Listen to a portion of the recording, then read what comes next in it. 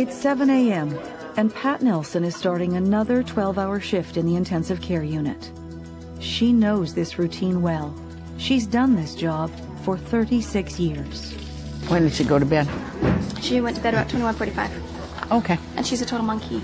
I know. She was on 30 until about 10 minutes ago, and then we went down to 20. Amanda Bush is also starting her shift. Today, she's looking after a baby named Healy, who's just had heart surgery. Amanda has been an ICU nurse for 2 years. Your attention's focused on one family and one child for the most part. So you're able to kind of give, complete care to one child and one family, which is really nice and something I quite enjoy. So baby had a really good night, slept really well.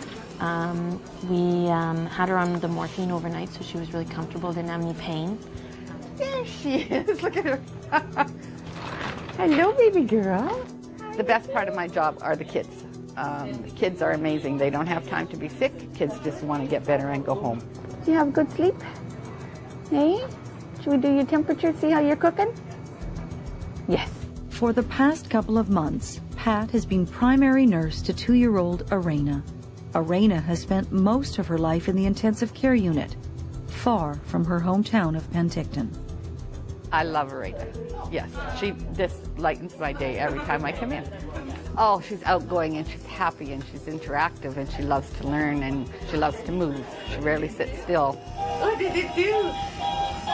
And if you look at her and you go, oh my gosh, but she's got a tube here and she's got a tube there and she's got a ventilator. None of those things bother her, so we can't let them bother us. Hello. The ICU holds the most critically ill children in the hospital, as well as kids like Arena, who depend on ventilators and other technology for survival. For an ICU nurse, the day routinely involves medications, diapers, and tubes, but it can also include what children need the most, playtime. Knees and toes, knees and toes. These are the best parts of your day. These are the normal parts. This is what little kids are supposed to do, and if we can spend time doing that, then the parts which are, quote, abnormal aren't as important to them. On the other side of the ICU, Amanda is working with other caregivers to get Healy off her ventilator and breathing on her own.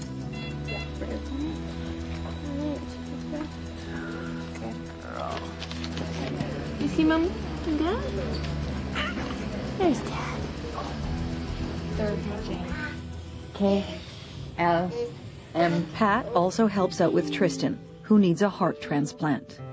Tristan, like Arena, has an isolation room because he carries superbug bacteria on his skin. So Tristan has lived in the same small room for most of his life. This is his world, his home, and his playground. Ba ba ba ba ba ba ba ba ba ba ba. Obviously, the first challenge is space. It's a huge challenge, giving these kids all the stimulation, physical and psychological, that they need when they live in a square box with a window. In a rare, quiet moment, Amanda cuddles with baby Healy, who is recovering quickly and will soon leave this unit. I think the best part of my job is exactly that, just seeing the kids go from being very, very sick to being able to take them upstairs to the ward where they're at a point that they're healthy enough to be up there, or to go home.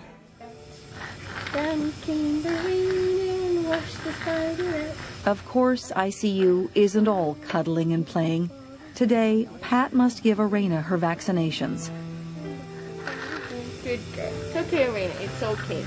But because Arena cannot make sounds, her cries are silent. I'm done. Oh, baby, I'm so sorry. I know. I'm so sorry. ICU nurses spend a lot of time comforting their patients. But nurses also have to find ways to comfort themselves when they have a rough shift, or worse, when a child loses the battle for life. I cry a lot. Sometimes I cry on the way home. I go home when my kids were teenagers. I would go home and look sad, and they'd go, "Oh, Mom needs a hug," and I'd walk in the door, and they'd both give me a hug. That helped. She is just on Tylenol, morphine's off. As her 12-hour shift winds down, Amanda gives a full briefing on baby Healy's status. and Pat does the same for Arena. Excellent. Thanks, Pat. Okay. See you tomorrow. I definitely picked the right career for me. I can see myself nursing for the rest of my career. I did pick the right career, and there aren't very many people who can say after 36 years like that they still love coming to work every day. And I consider myself so lucky to be able to keep doing that.